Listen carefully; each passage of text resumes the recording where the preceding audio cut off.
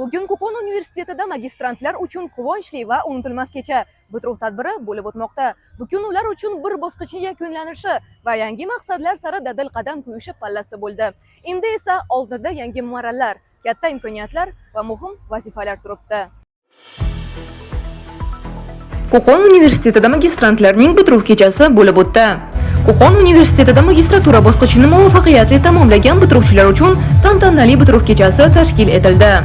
Tadbirda ta'lim sohasida amalga oshirilayotgan keng ko'lamli islohotlar, xususan prezidentimiz tashabbusi bilan yoshlarga sifatli ta'lim olish, zamonaviy kasb va mutaxassisliklarni egallash uchun yaratilayotgan imkoniyatlar haqida so'z yuritildi. Mamlakatimizda ta'lim tizimini takomillashtirish, oliy ta'lim muassasalarining ilmiy va ta'lim salohiyatini oshirish, raqobatbardosh va malakali kadrlar tayyorlashga alohida e'tibor qaratilmoqda.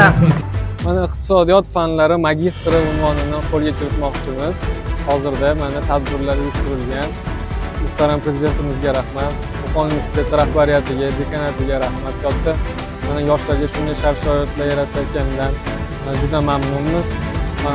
O'z vaqtimda unumli foydalanish maqsadida bakalavrni bitiriboq magistratura va yana boshqa unvonlarda akademik unvonigacha va iqtisodiyot vazirligi vaziri bo'lmoqchi. Mana shu maqsadlarimiz bor. Xudo xohlasa shularga erishamiz.